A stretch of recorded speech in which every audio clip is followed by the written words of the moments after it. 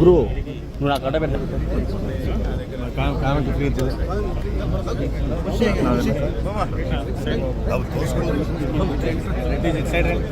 Photo తీసుకుని చూస్తున్నాం.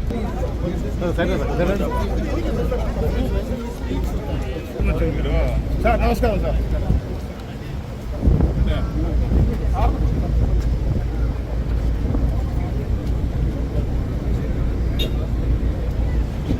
నమస్కారం.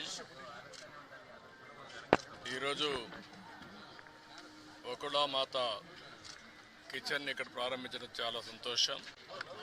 1,25,000 వరకు ఏది కావాలన్నా తయారు చేసే అవకాశం ఉంటుంది. ఒక అర్ధ గంటలోనే ఒక్కొక్క ఐటెంను బట్టి తయారవుతాయి. ఒక హాఫ్ అన్ అవర్లో ఒక 18,000 మందికి ఒక ఐటెంని సరఫరా చేసే అవకాశాలు వస్తాయి. దీనివల్ల ఇప్పటికీ 3 కిచెన్లు వచ్చాయి. వెంగమాంబ కిచెన్ ఒకటి, అక్షయ కిచెన్ ఒకటి, ఇది 3వ కిచెన్. ఈ 3 వల్ల 33 లక్షల మందికి ఏ టైంలో కావాలన్నా వంట చేసే పరిస్థితి వస్తుంది.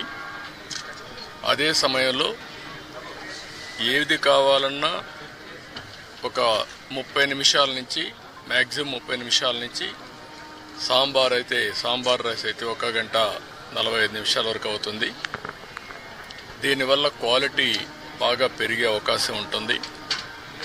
ఎప్పుడు కూడా వెంకటేశ్వర స్వామి దగ్గరికి వచ్చిన వారు ప్రసాదాన్ని కానీ అన్నాన్ని కానీ ప్రసాదంగానే భావిస్తారు. అలాంటి భక్తులకి మెరుగైన సేవలు అందించడానికి ఇక్కడ కిచెన్స్ అన్ని పనిచేస్తాయి. అదే సమయంలో ఎక్కడ కూడా నాణ్యతలో ఎక్కడ రాజీ పడం, ఎక్కడైతే ముడి సరుకులు కావాల్సినటువంటి మనం ప్రొక్యూర్మెంట్ నుంచి అన్ని జాగ్రత్తలు తీసుకుంటున్నాం.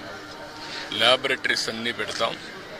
ఆ ల్యాబొరేటరీస్లో అన్నీ టెస్ట్ అవుతాయి, అన్నీ రికార్డ్ చేసుకుంటారు. అదే సమయంలో ఇక్కడ ప్రాసెస్ కూడా one of the best recipe. Venkateswara Swami దగ్గరుండే లడ్డు ప్రపంచంలో ఎక్కడ కూడా ఎవరు కూడా రిప్లికేట్ చేయలేకపోయారు, తయారు చేయలేకపోయారు. దానికంటూ ఒక పేటెంట్ కూడా ఉంది. చాలామంది ప్రయత్నం చేసి కూడా ఫెయిల్ అయ్యారు. అలాంటి పవిత్రమైన లడ్డుని కానీ, ఇక్కడుండే జిలేబీ కానీ, ఇక్కడుండే మైసూర్ పాక్ కానీ దానికి ఒక ప్రత్యేకత ఉంది. వడకు కూడా ఒక ప్రత్యేకత ఉంది.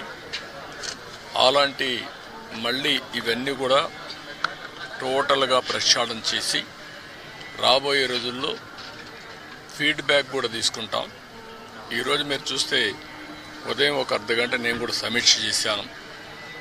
నా సమీక్షలో ఒకప్పుడు ఏవైతే పగడ్బందీగా చేయడానికి మొత్తం గ్రీన్ కవర్ అయితే ఇప్పుడు 72%కి వచ్చాం. డీప్ ఏదైతే ఫారెస్ట్ ఉందో దీన్ని 72%కి వచ్చాం. దాన్ని 90% తీసిపోయే అవకాశం ఉంది. బయోడైవర్సిటీ కూడా ఫోకస్ చేయమన్నాను. అదే సమయంలో ఇక్కడ వాటర్ కన్జర్వేషన్ కూడా లాజికల్గా తీసుకుపోవాల్సిన అవసరం ఉంది. ఒకప్పుడు మెడిసినల్ ప్లాంట్స్ కూడా తీసుకొచ్చి పెట్టాం. ఇవన్నీ కూడా ఎందుకంటే ఒక పక్క బయోడైవర్సిటీ ఒకటి, రెండోది ప్రశాంతమైన వాతావరణాన్ని క్రియేట్ చేయడానికి అనుకూలమైన వాతావరణం చేయాలని చెప్పి ఉద్దేశంతో ముందుకు పోయాం. అది కూడా ఒకసారి మళ్ళా సమీక్ష చేశాను. రెండోది పరిశుభ్రత మీద కూడా ఎక్కువ శ్రద్ధ పెట్టమన్నాను. ఎక్కడెక్కడి నుంచో భక్తులు వస్తారు. భక్తులు వచ్చినప్పుడు వాళ్ళకు కావాల్సింది వెంకటేశ్వర స్వామి నామం తప్ప ఇంకొకటి మాట్లాడే పరిస్థితి లేకుండా వాళ్ళు అన్ని విధాలు ఒక ప్రశాంతమైనటువంటి ఒక దివ్య క్షేత్రంగా ఇది ఎప్పటికప్పుడు ఉండాల్సిన అవసరం ఉంది. సజెషన్స్ ఇచ్చాం. అదే మరి ఇక్కడ ఫుడ్ కూడా ఏదో ఫ్యాన్సీ ఫుడ్లు కాకుండా ఇక్కడుండే భక్తుల మనోభావాలకు అనుకూలంగా ఇక్కడ మన సాంప్రదాయాలకు అనుకూలంగా ఉంటే చాలా బాగుంటుంది. అలాంటివి కూడా చేయమని చెప్పి ఆదేశాలు ఇచ్చాను. అదే మరి ఎండ్ టు ఎండ్ ఇవన్నీ కూడా ఒపీనియన్ కూడా తీసుకోవడం, భక్తుల మనోభావాల్ని గౌరవించడానికి ఏమేం చేయాలనో అవన్నీ చేస్తాం. ఇప్పుడు సేవకులు కొంతమంది ఉన్నారు, శ్రీవారి సేవకులు, వాళ్ళు కూడా ఎప్పుడో నేను ప్రవేశపెట్టాను. వాళ్ళు ఒక 15 లక్షల మంది అయ్యారు. వాళ్ళు కూడా ఒక స్పిరిచువాలిటీ సైడ్ ఎట్లా తీసుకెళ్ళాలి, వాళ్ళల్లో కూడా భక్తి భావం ఎట్లా పెంచాలి, ఇక్కడే కాకుండా నిజ జీవితంలో కూడా వెంకటేశ్వర స్వామి శ్రీవారి సేవకులు ఉన్నప్పుడు వాళ్ళు నిజ జీవితంలో కూడా దీన్ని ఆచరించాల్సిన అవసరం ఉంది. వాళ్ళకి కావాల్సిన ట్రైనింగ్ అవన్నీ ఇచ్చి వాళ్ళు కూడా కెపాసిటీ బిల్డింగ్ చేస్తాం. అదే మరి ఎక్కడికక్కడ సమాచారాన్ని కూడా తీసుకొని ఒక విధంగా చెప్పాలంటే మళ్ళీ వెంకటేశ్వర స్వామికి పూర్వ వైభవం వచ్చే విధంగా, అదే కాకుండా ఎప్పటికీ ఇది ఒక దివ్య క్షేత్రంగా పవిత్రమైన క్షేత్రంగా తయారు చేయడానికి ఏమేం చేయాలో అన్ని చర్యలు తీసుకోమని చెప్పి మేనేజ్మెంట్కి గవర్నమెంట్ తరఫున కూడా ఆదేశాలు ఇచ్చాం. అవన్నీ చేసేదానికి శ్రీకారం చుట్టారు.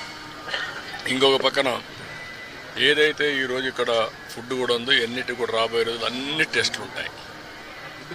అదే మాదిరిగా అవసరమైతే ఇక్కడ నాలెడ్జ్, అబండెంట్ నాలెడ్జ్ ఉంది. అలాంటి నాలెడ్జ్ని ఎవరు కూడా రిప్లికేట్ చేయలేకపోయే పరిస్థితికి వచ్చారంటే ఇక్కడ వెంకటేశ్వర స్వామి మహిమ కూడా ఉంది. ఏది నడిపించినా వెంకటేశ్వర స్వామి నడిపిస్తాడు. మనం నిమిత్త మాత్రమే. ఆయన ఒకసారి తలుచుకొని ఆయన పేరుతో మనం ఏ పని చేపట్టినా అది ఆయనే సుజావుగా జరిపించే పరిస్థితి వస్తారు. అది నా ప్రగాఢమైన నమ్మకం, విశ్వాసం. అందుకే నేను నిద్రలేస్తే ఎప్పుడైనా సరే నాకు ఏ కష్టం వచ్చినా ఆయన ఒకసారి తలుచుకొని దానిపైన నిర్ణయం చేసుకుంటాను. ఆ నిర్ణయం ఎప్పుడు కూడా నేను తప్పు చేయకుండా ముందుకు పోయేదానికి ఉపయోగపడతా ఉంది. ఇక్కడుండే వాళ్ళు కూడా ప్రతి ఒక్కరూ ఇక్కడ పనిచేసే వాళ్ళు కానీ వచ్చే భక్తులు కానీ పవిత్రమైన భావంతో మీరు ఇక్కడ ఉండాల్సిన అవసరం ఉంది. మీరు పవిత్రంగా ఉండడమే కాకుండా దివ్య క్షేత్రాన్ని పవిత్ర క్షేత్రంగా శాశ్వతంగా ఉండాలంటే భక్తుల్లో ఆ భావన రావాలి, మేనేజ్మెంట్లో ఆ భావన రావాలి, శ్రీవారి సేవకుల్లో ఆ భావన రావాలి. అందరం కలిసి మళ్ళీ దీన్ని ప్రపంచంలో ఉండే హిందువుల మనోభావాలకు